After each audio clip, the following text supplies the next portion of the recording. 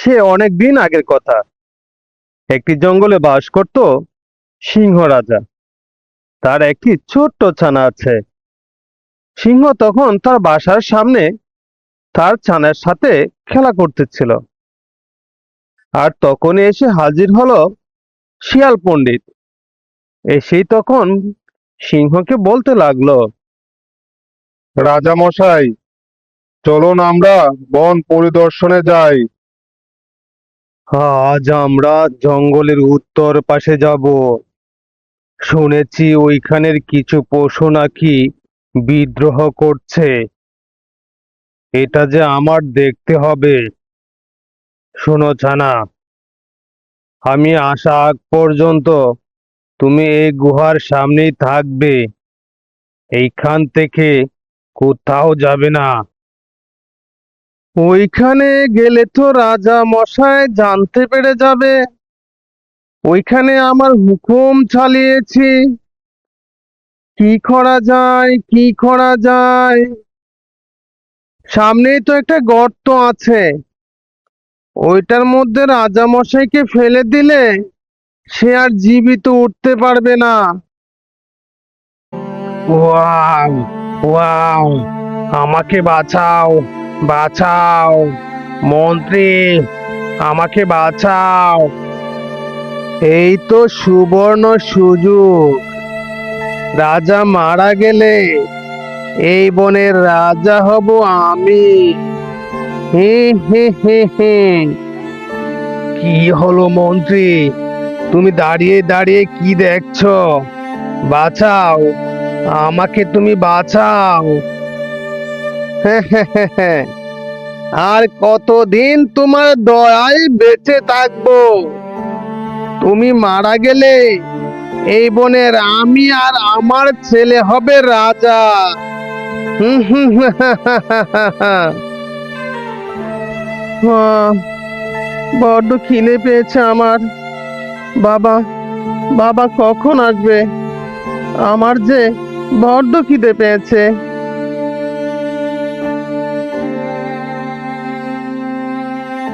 আরে, এটা তো আমাদের রাজা মশাইয়ের সন্তান। আহারে বেচারা, খিদাতে মুখটা একদম শুকিয়ে গেছে। মনে হয় তার খুব ক্ষুধা পেয়েছে। আহারে, দুধের ছানা। কিন্তু রাজা মশাই কোথায় গেলেন?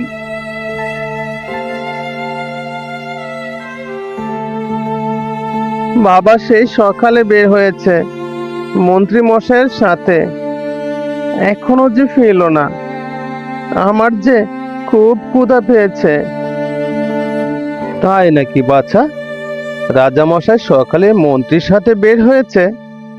ঠিক আছে বাছা, আয়, তুই আমার কাছে আয়।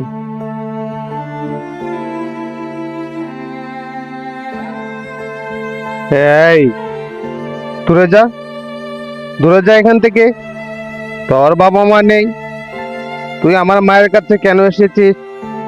যা বলছি যা, আমার মায়ের কাছ থেকে দূরে যা। না, আমার তো মা নেই। মা তো অনেক আগেই মারা গেছে। বাবা সকালে মন্ত্রী মশাইয়ের সাথে বের হয়েছে, এখনো যে ফিরছে না। না বাছা, হিংসা, বিদ্বেষ, মারামারি, এটা খুবই অন্যায়। কেউ যখন বিপদে থাকে তাকে সাহায্য করতে হয়। তোমরা দুজনে আমার পিছে পিছে আসো।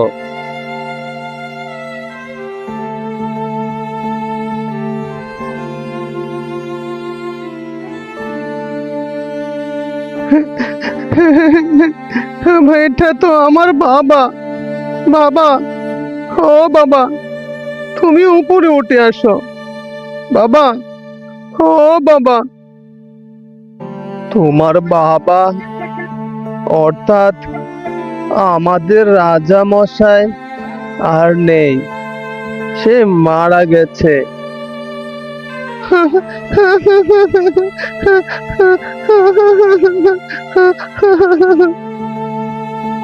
আহারে, কি দুর্ভাগা কপাল ওই সিংহ ছানার।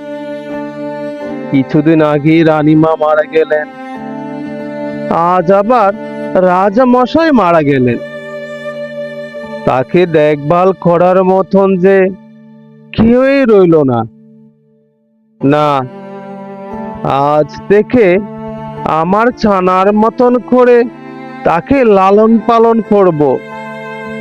তাকে কোনো কষ্ট যাতে না হয় সেইভাবে আমি তাকে লালন পালন করব। চুপ করো, কান্না করো না বাছা। আজ থেকে তোমার মাও হচ্ছে আমি। তোমরা দুজনেই আমার পিছু পিছু আসো। না, একদম না। তুই আমার মায়ের সাথে আমাদের সাথে আসবি না। চুপ করো তুমি। সে আমাদের সাথে আসবে, এটাই আমার সিদ্ধান্ত।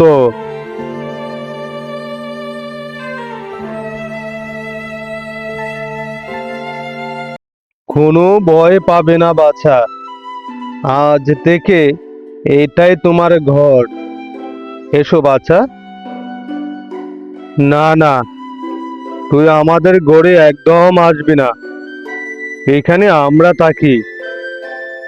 না না বাছা, এমন করে বলতে নেই। আজ থেকে সে আমাদের সাথেই থাকবে। আর সে হচ্ছে এখন থেকে তোমার ছোট ভাই। শিয়াল ছানা তার মার কথা শুনে সে খুবই রেগে যায়।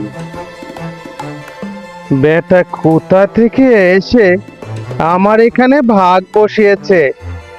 না না, এটা যে আমি মেনে নিতে পারছি না। বেটাকে যেভাবে হোক এই বাড়ি থেকে বের করতে হবে।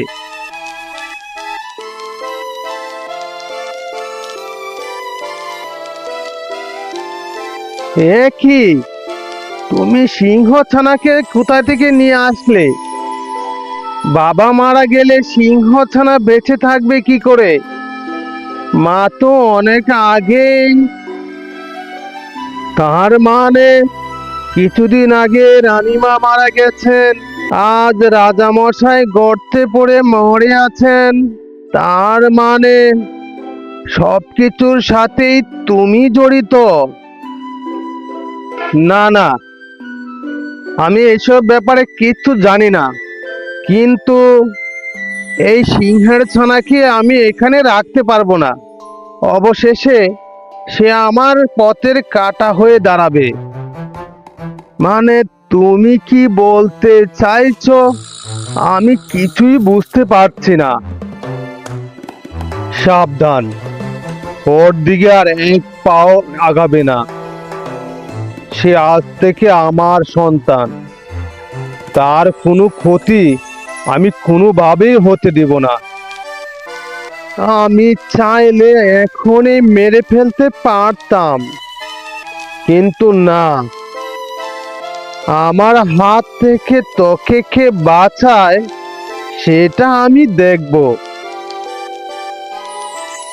তারপর শিয়াল গিয়ে এক টুকরা মাংস নিয়ে আসলো। এসে তার ছানাকে ডাকছে, আয় আমার রাজা, তোর জন্য মাংস নিয়ে এসেছি। তুই তো হবি ভবিষ্যতের এই জঙ্গলের রাজা। তুমি যে একটা মাংসের টুকরা নিয়ে এসেছো, এই টুকরোটা তুমি দুটা ভাগ করে দুজনকে দাও। এটাই হচ্ছে আমার কথা। এত দেখছি বড্ড জ্বালানো জ্বালাচ্ছে। আমার ছানার জন্য মাংসের টুকরা এনেছি, আর সে কিনা বলছে দুটা ভাগ করে দিতে। একে তো আমার রাস্তা থেকে যেভাবে হোক সরাতে হবে, না হয়তো সে হবে আমার রাস্তার সবচেয়ে বড় কাঁটা। তুমি এখানে দাঁড়িয়ে দাঁড়িয়ে কি ভাবছো? এক টুকরো মাংস ওকেও দাও। তুই তো দেখছি আমার সব কিছুর মধ্যেই ভাগ বসাচ্ছিস। তুই যদি না থাকতিস পুরো মাংসটা আমি খেতাম। আমি তোকে ছাড়বো না। কিছুতেই ছাড়বো না।